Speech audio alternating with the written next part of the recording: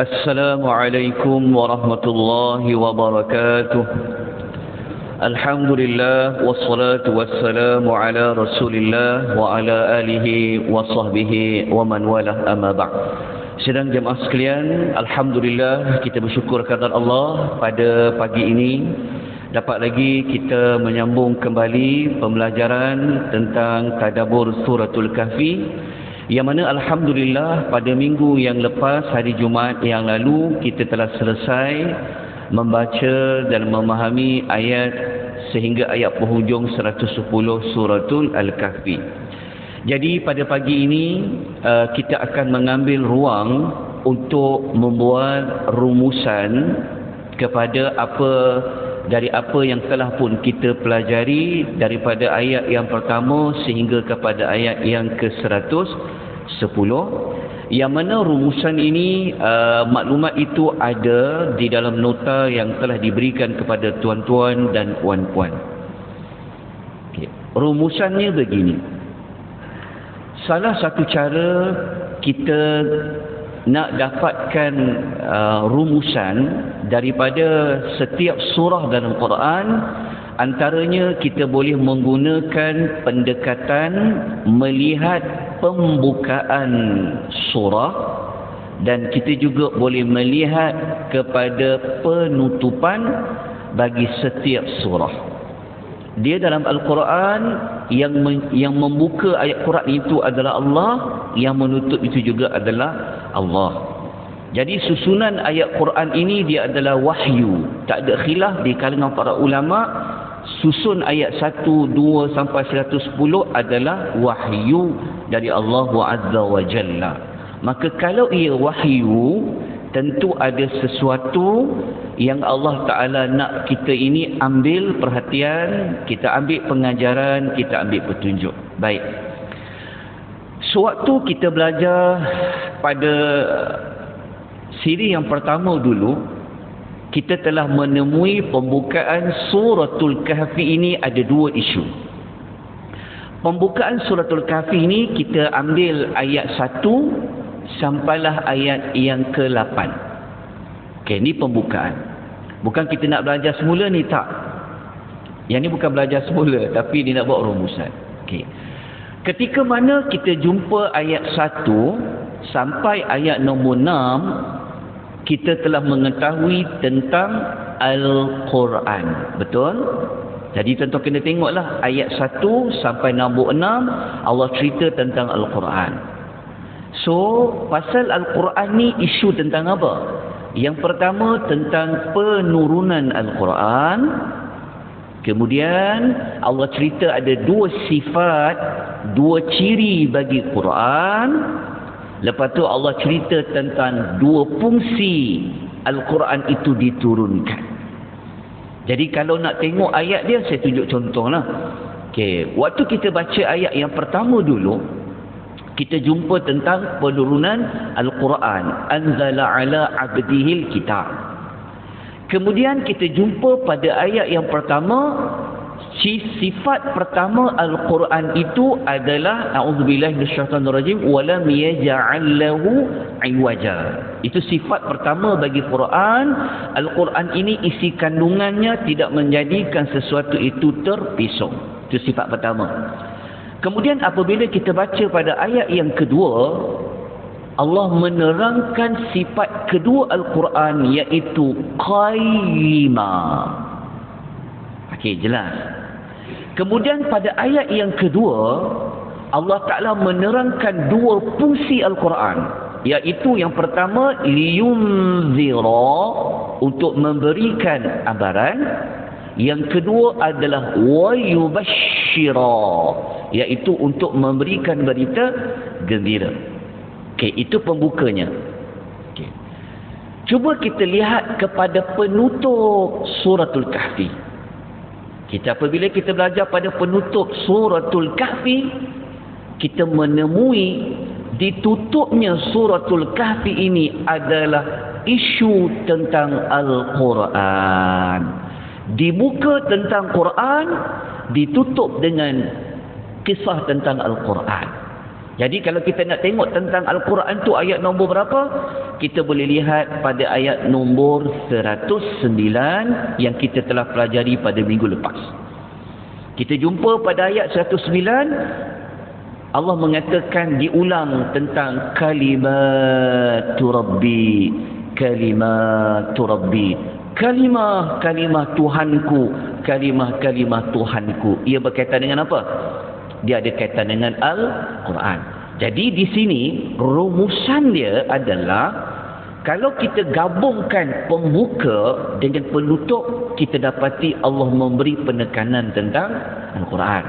Okey, dah jelas? Okey. Kemudian kita tengok pembukaan yang kedua.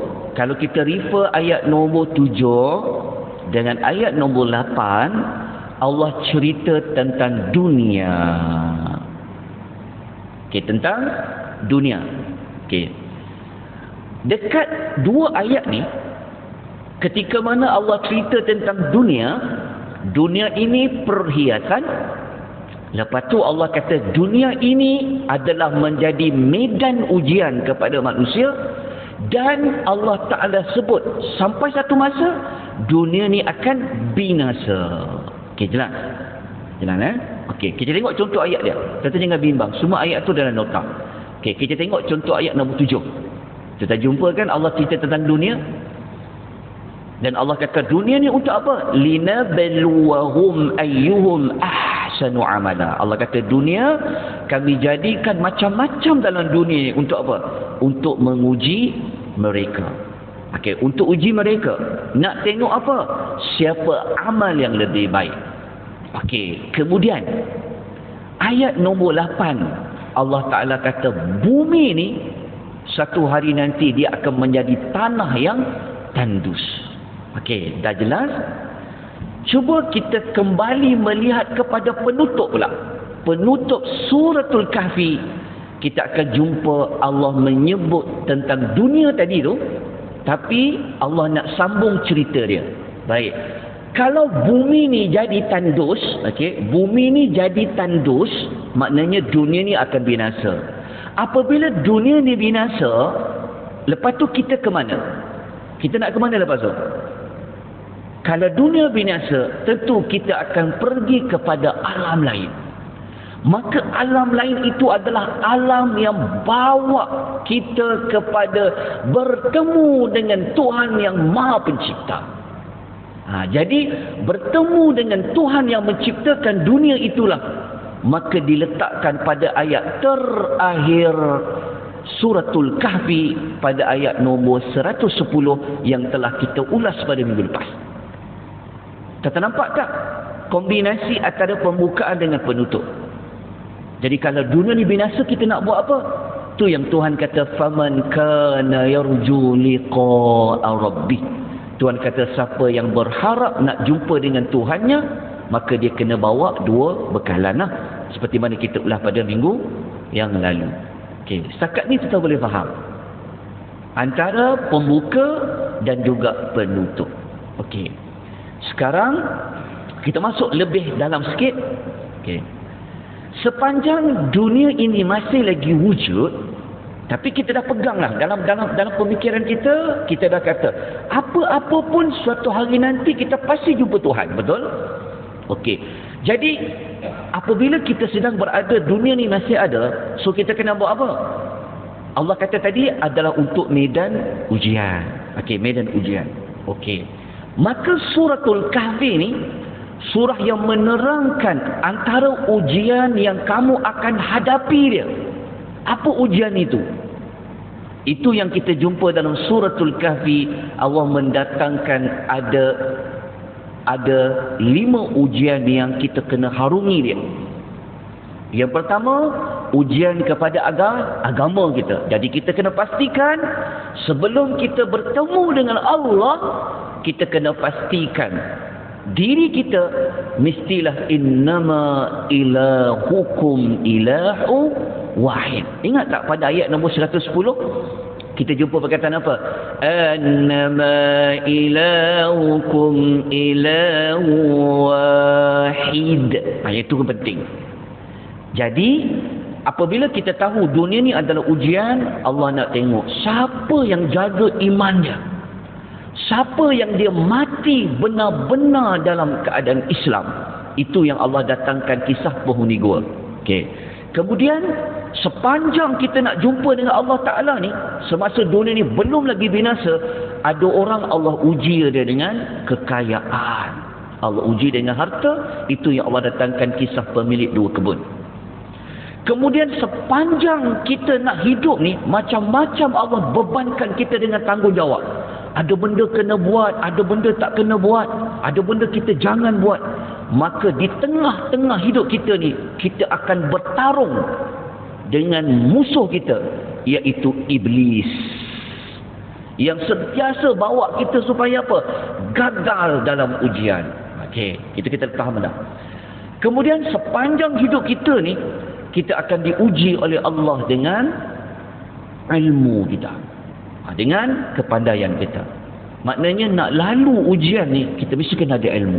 Okey. Kemudian kita telah belajar bahawa dalam suratul Kahfi, dalam ujian hidup ni, kita akan berhadapan dengan ujian kekuasaan.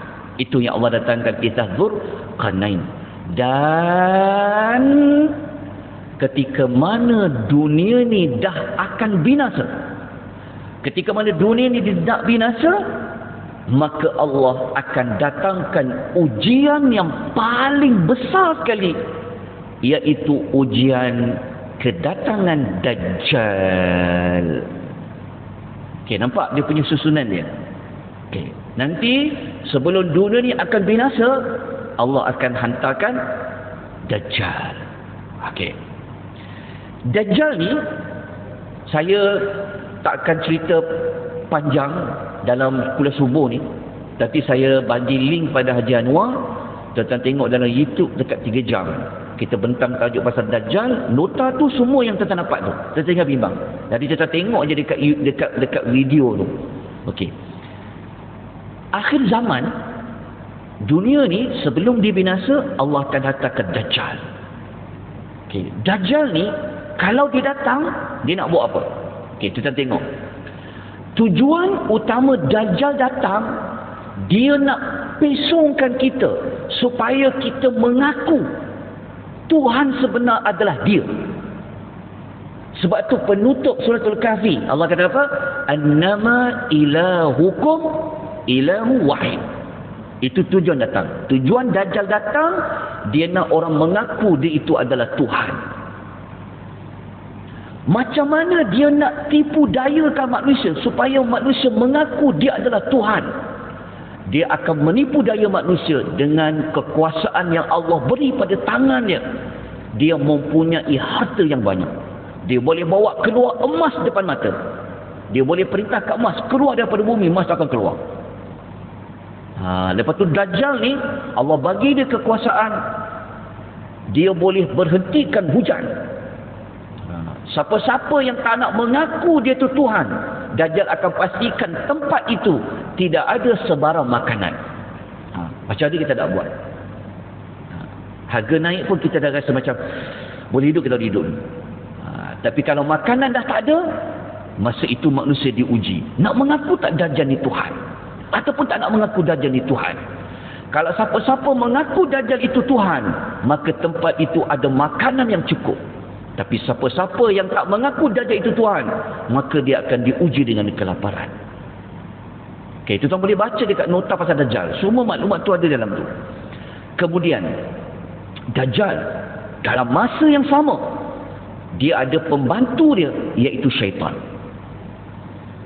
Antara cara dia nak perangkap manusia ni supaya dengar cakap Dajjal, dia akan hidupkan mana-mana manusia yang boleh pengaruh kita, antaranya ibu dan bapa. Ada dalam hadis Dajjal, dia datang, dia akan hidupkan mak kita, dia akan hidupkan bapa kita, tetapi yang hidup tu sebenarnya adalah syaitan. Okay. Kemudian Dajjal ni dia sangat pandai. Dia pandailah cara dia nak perangkap manusia supaya mengaku dia adalah Tuhan.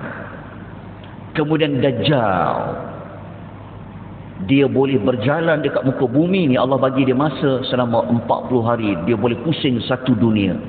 Sama tak macam kisah Zulkarnain? Sebab itu kalau kita analyskan, kenapalah Nabi kata kelebihan baca suratul Kahfi ni surah yang boleh melindungi daripada Dajjal. Rupa-rupanya segala ayat-ayat dalam suratul Kahfi tu dia sangat sama.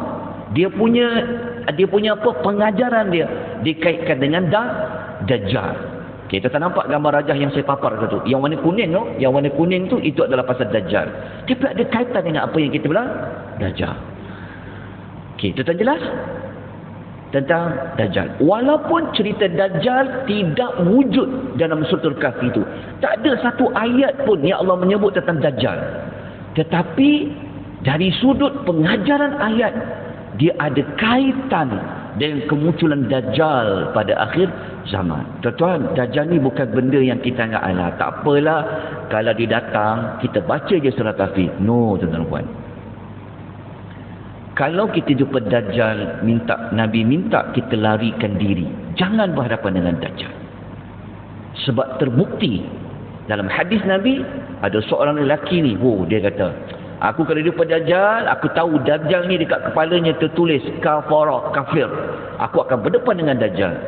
Akhirnya lelaki itu dia menjadi pengikut Dajjal.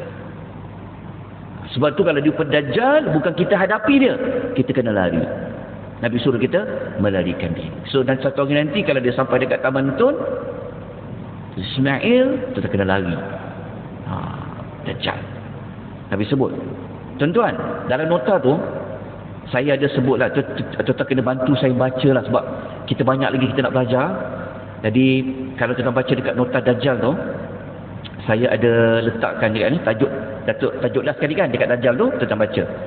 Dajjal ni saya tak nak cerita panjang. Cuba tengok hadis ni. Nabi kata pasal Dajjal apa? Dajjal adalah fitnah yang paling besar sekali. Nabi sebut dalam hadis riwayat Muslim. Nabi kata di antara penciptaan Adam dan hari kiamat tidak ada makhluk yang lebih besar fitnahnya daripada Dajjal. Lepas tu dalam hadis riwayat Muslim, Nabi kata amrun akbaru minad Dajjal. Tidak ada perkara yang lebih ditakuti fitnah lebih besar daripada Dajjal. Okey, jelas? Berarti kita sebut sikit pasal Dajjal. Cuma penerangan ni saya jimatkan waktu. Jadi nanti saya bagi link, tuan-tuan tengok. Guna nota yang sama. Nota yang sama yang ada di tangan tuan-tuan dan puan-puan. Muslimin dan muslimat rahimani wa rahimakumullah. Apabila kita dah lihat sedikit rumusan pembuka dan penutup kan. Jadi kita dapati begini. Macam mana dalam hidup kita ni kita nak lalui ujian sampailah nanti kalau Dajjal muncul. Sebenarnya pelindung kita yang paling terbesar adalah Al-Quran. Sebab tu kita sebut pembuka tentang Quran, penutup tentang Al-Quran. Quran dia boleh lindung kita. Lindung macam mana? Bukan pegang Quran tu cium tiap-tiap hari. Pernah, bukan. Tapi Quran itu kena dibaca. Kena dipahami. Lepas tu kena diikuti. Bukan faham, bukan baca je. Sebab tu kita ni kat Malaysia banyak pusat tahfiz. Banyak pusat tahfiz. Anak saya 3 orang masuk tahfiz. Alhamdulillah. Tapi tak faham. Engkau hafal apa tanya pada anak? Dia tak faham. Jadi adakah Quran ini hanya untuk hafal? Bukan. Macam mana kau nak ikut ayat Quran kalau kau tak faham? Sebab tu apa yang tuan-tuan buat ni sebenarnya adalah satu usaha yang Allah Ta'ala tuntut sebenarnya. Jadi kalau nak jadikan Quran ini sebagai panduan nak lalu fitnah hidup ni sampailah akhir zaman, maka Al-Quran ini perlu difahami dia. Apabila difahami dia, maka perlu ada kepada pengamalan. Sebab itu setiap ayat kita nyatakan apa tindakan. Kalau tuan-tuan gabung 2 nota tu, tuan-tuan akan dapati ada 148 tindakan yang perlu dibuat. Jadi itu rumusan untuk siri suratul Kahfi. Jadi besok ada sedikit lagi rumusan. Lepas tu kita tamat suratul Kahfi. Besok ada satu rumusan lain. Besok saya akan kongsikan kepada tuan-tuan ada sesuatu yang istimewa pada ayat-ayat dalam suratul Kahfi yang membezakan dengan surah-surah lain. Dia setiap surah ni dia ada ciri-ciri istimewa dia. Contoh saya sebut satu saja sebab waktu kita dah habis. Surah yang paling banyak menggunakan kalimah ladun 4 kali. Ini analis yang hujung sekali. Ini besok saya akan kongsikan. Apa pembeza Al-Kahfi ni dengan surah-surah lain? Ni setelah kita belajar 110 ayat, kita jumpa. Okey, 4 kali. Kita boleh jumpa. Kita cari pada ayat nombor 2, ayat 10, ayat 85 dan ayat nombor 76. InsyaAllah besok saya akan kongsikan maklumat ni kepada tuan-tuan dan puan-puan.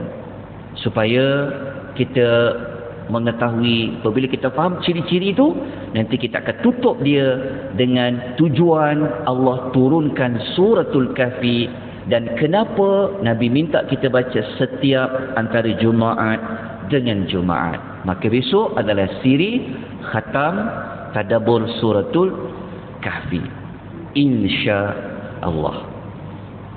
Kita jumpa besok, kita tangguh pengisian kita dengan tasbih kafarah. Subhanakallahumma wa bihamdika asyhadu an la ilaha illa anta astaghfiruka wa atubu ilaik. Wabillahi taufiq wal hidayah. Wassalamu alaikum warahmatullahi wabarakatuh.